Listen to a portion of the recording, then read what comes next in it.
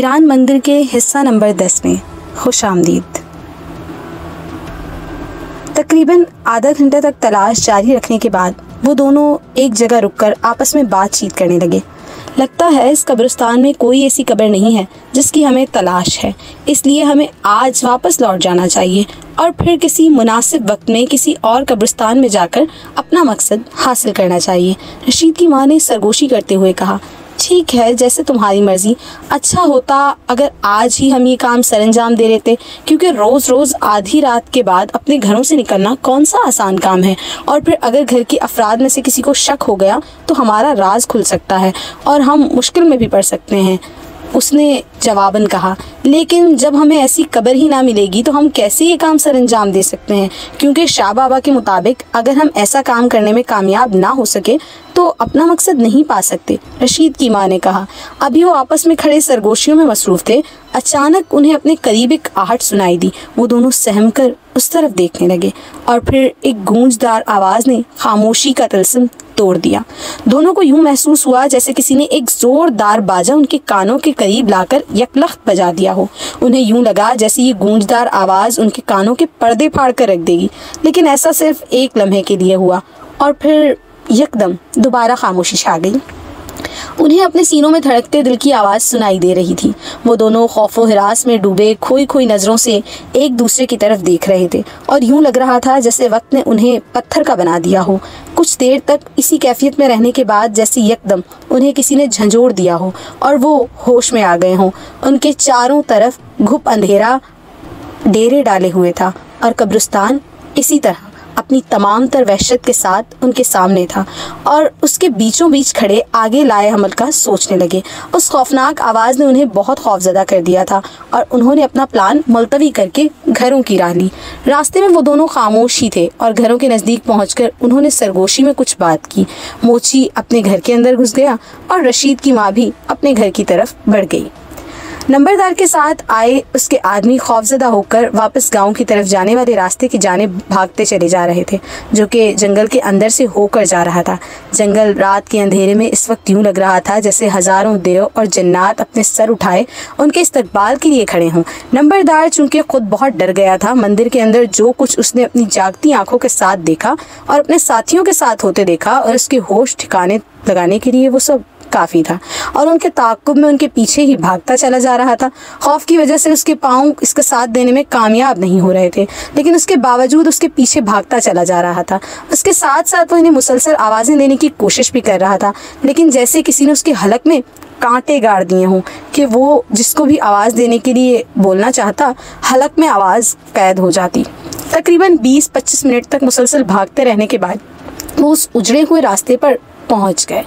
रात के वक्त भी रास्ते की मिट्टी फास्फोरस या रेडियम की मानंद चमक रही थी और सबसे बड़ी बात यह है कि उस पर किसी किस्म के चलने का निशान अब भी वाज़े तौर पर दिखाई नहीं दे रहा था और इस बार भी उन्हें ये बहुत अजीब लगा था। न जाने इसमें कुदरत का क्या भेद था। बहरहाल उस वक्त ऐसी बातों पर गौर करने के बजाय उन्हें अपनी जान बचाने की फ़िक्र ज़्यादा थी और वो अंधाधुंध उस रास्ते पर भागते चले जा रहे थे और जैसे जैसे वो आगे बढ़ते जा रहे थे वैसे वैसे उनके पीछे बनने वाले उनके कदमों के निशान भी तेज़ी से मिटते जा रहे थे। उन सबके चेहरों पर हवाइयाँ उड़ी हुई थी और उनके चेहरे चांदनी की तरह चमक रहे थे, लेकिन उनका सफ़ेद रंग उनके चेहरों पर फेरा हुआ था। चारों तरफ हवा का आलम तारी था और ये हवा बिल्कुल खौफनाक थी। रास्ते के दोनों तरफ लगी झाड़ियों में छुपे दरिंदे बड़ी हैरत से उन्हें सरपट भागते देख रहे थे। झाड़ियों में से उनकी सुर्ख सुर्ख आंखें चमकती साफ दिखाई दे रही थीं। मुसलसल भागते रहने के बाद कुछ ही देर में वो खेतों में पहुंच गए और उनमें मौजूद पगडंडियों पर भागे लगे और थोड़ी देर बाद वो सब गांव के नज़दीक पहुंच गए।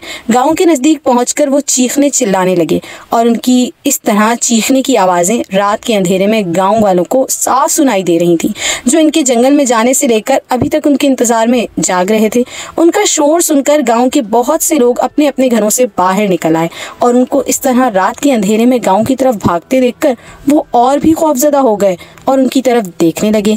गांव के लोगों में अपने सामने देखकर नंबरदार उसके बच जाने वाले आदमी उनके करीब आकर यूं ज़मीन पर ढेर हो गए जैसे किसी ने आटे की बोरियां ज़मीन पर लाद दी हों।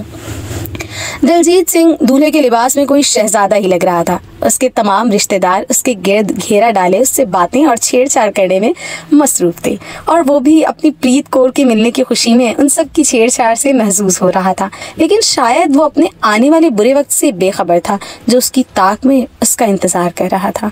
उसके वालिदैन बारात ले जाने की तैयारियों में मसरूफ थे।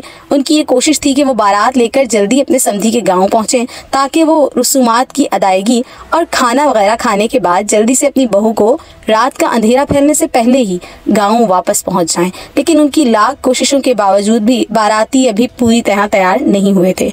हर कोई बिला वजह ही इधर उधर भागने में, दौड़े लगाने में मसरूफ था, और वक्त तेजी से गुजरता जा रहा था, जिसकी वजह से उनके चेहरे पर बेबसी छाई हुई थी और बारातियों पर अपने गुस्से का इजहार भी नहीं कर सकते थे, जो कि उनके नज़दीक बहुत मायूब बात थी। इसलिए वो भी बेचारगी से उनकी तैयारियों को देखने में मसरूफ थे। काफ़ी देर के बाद किसी ने आवाज़ लगाई कि बारात चलने के लिए तैयार है, और ये सुनकर उन्होंने भी सुख का सांस लिया। ये तकरीबन सुबह 11 बजे का वक्त होगा जब एक सजी सजाई बग्घी पर दिलजीत सिंह अपने वालिदैन और 2-3 करीबी रिश्तेदारों के साथ बग्घी पर विराजमान था। बग्घी में जते सफ़ेद घोड़े बहुत खूबसूरत लग रहे थे।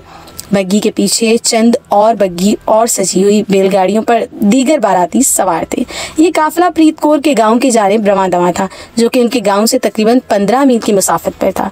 उसके अंदाजे के मुताबिक उन्हें प्रीत कौर के गांव पहुंचने में तकरीबन 2 घंटे लग सकते थे, और वो सब मुतमईन थे कि शाम के साए गहरे होने से पहले पहले वो वापस अपने गाँव पहुँच जाएंगे। लेकिन ये सब उनकी खाम ख्याली थी, क्योंकि जब बाराती चली तो रास्ते में बच्चों और औरतों की ज़रूरत की वजह से उनको अंदाज़ा हो गया था कि उन्हें कम से कम 4-5 घंटे भी लग सकते हैं। बग्घी में जो तो घोड़े आहिस्ता चलने पर खुश हो रहे थे, लेकिन बैलगाड़ियों की रफ्तार की वजह से उन्हें भी अपनी चाल आहिस्ता रखनी थी, और यूं बैलगाड़ी और घोड़ों की रफ्तार बिल्कुल बराबर थी।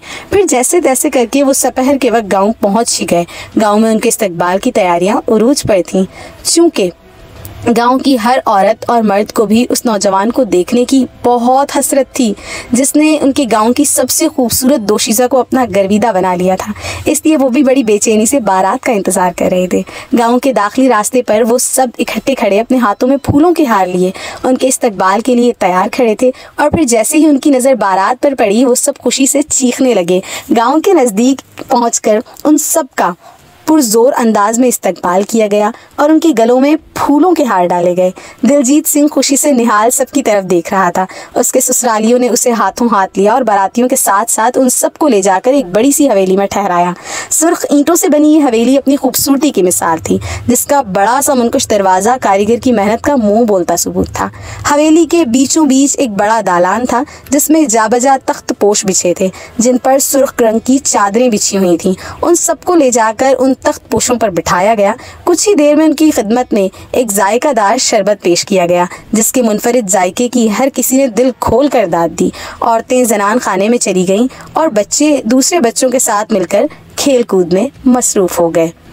प्रीत कौर दुल्हन के लिबास में मलबूस आई आसमान से उतरी अप्सरा लग रही थी। उपटन और मेहंदी ने उसे पहले से कहीं ज़्यादा खूबसूरत और हसीन बना दिया था। शादी के सुर्ख जोड़े में वो किसी और दुनिया की मखलूक लग रही थी। उसका गुलाबी चेहरा शर्म से उसके अंदर की कैफियत को जाहिर कर रहा था।